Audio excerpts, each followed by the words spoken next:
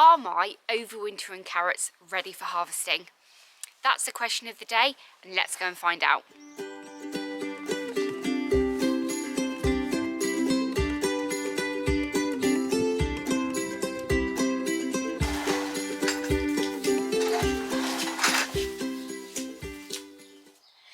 If you've been a subscriber of mine for a long time, you'd have known back in September I decided to sow some overwintering carrots in the polytunnel. Here at the allotment we have 2 shared polytunnels, and over the winter nobody really grows anything in these at all. So there's one whole entire side that nothing is in. So I decided I would get some pots and have a go at overwintering some carrots. I also sowed some overwintering carrots in my little bit of the polytunnel where I've got a raised bed, and they germinated well, but because the other half of the raised bed that I share with my plot neighbour still had lots of greenery growing in it and stuff like that, I think there were a few maybe slugs hiding in there.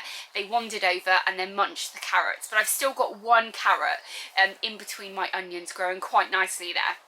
But as you can see, the carrots that I grew in tubs have done amazingly well. So this has really inspired me to make use of the polytunnel next year and grow twice as many crops.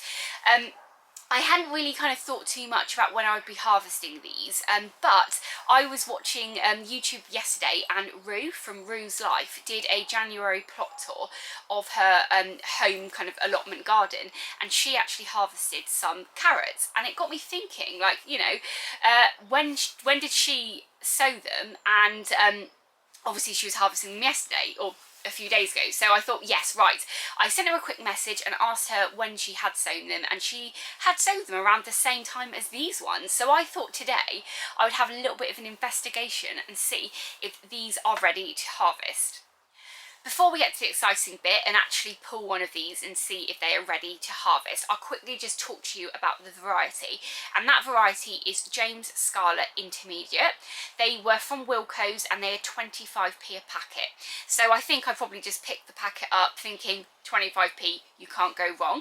I've grown these a couple of years ago from Wilko seed again, and they were grown in a kind of rectangular recycling bin that we get in the UK.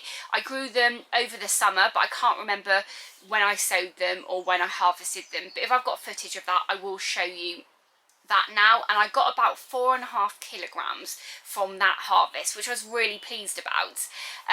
When I got the seeds to sow last year, it did say that they were, that the kind of last time you really wanted to be sowing them was in July. And I actually sowed them in September, so completely out of season. But I've got some information up on my phone now about the variety, so I'll quickly just talk to you about those. So James Scarlet Intermediate is a reliable old favourite for main crop and exhibition use. It has broad shoulders for easy lifting, which taper to long roots of deep orange with rarely split and great, which rarely split and have great flavour. So that's a photo of the carrots, and I think when I harvested mine from the recycling bin, they didn't get really long, but again they were quite densely sowed like these. These are very close together, but they were a little bit kind of wiggly, but they were absolutely lovely carrots. On this sowing information here, it says when to sow is between April and July, and you would harvest between June and November. So you're looking at around a harvest time of about 60 days, and these have been in here for about 140 days, but this has been over winter, so obviously it's not the best time to be growing those. So that's that about the variety. So let's have a look and see if they are ready to harvest. So as you can see here, it's quite densely you know, packed with carrots in here, but if you look quite closely, you know, there are gaps and they're not growing really close together. But what I'll do is I'll try and kind of pick one that is growing kind of on its own, so it's probably had the most amount of space around it, and we'll harvest that and see what we've got. Okay, so this is the moment of truth. We'll have a quick look and see if they are ready to harvest. Now usually you can kind of tell if they're ready to harvest because you can see their shoulders above the ground, and we can't see any shoulders here, so they're probably not ready. But let's have a look. Here you go. As you can see, they are not ready. They are really tiny. Okay, so as you can see, they are not ready to harvest yet, but look at how well formed they are. They look absolutely beautiful for carrots, don't they? So what I will do is keep an eye on these over the next kind of months or so and see how they do. But actually, they are growing. You can see how happy they are and how healthy they are by looking at their leaves. But yes, they have a little bit of growing to do, don't they? As I said at the very beginning of this video, I was inspired by Rue from Rue's Life to have a go at harvesting my carrots today because she had a lovely little harvest. So what I'll do is I'll put a link to her video down below in the description. So please, if you're not familiar with her channel, go over, check out her harvest video, which is much better than mine, and subscribe to her channel.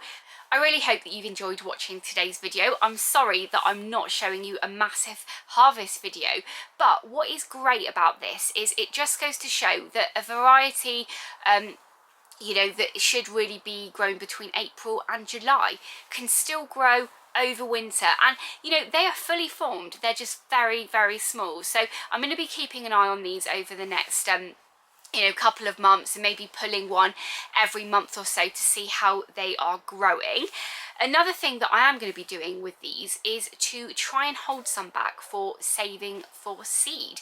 With a carrot, they will flower in their second year, so hopefully if I keep some of these back and replant them, I will get some lovely flowers on them a little bit later this year, and then I can save the seeds from them, which is really exciting.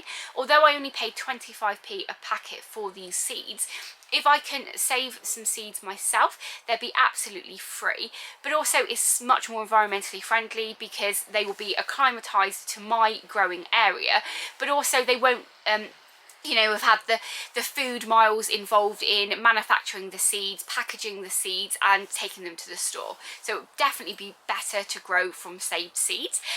Anyway, I'm going to leave the video here. Thank you so much for watching. If you're new to my channel, please do hit that subscribe button and ring the bell so you can be notified of all of my latest videos. YouTube have some videos up on the screen that they think you'll like, and including that video where I harvested them from the recycling bins. So go ahead and watch those, and I'll catch up with you in the next episode. Bye!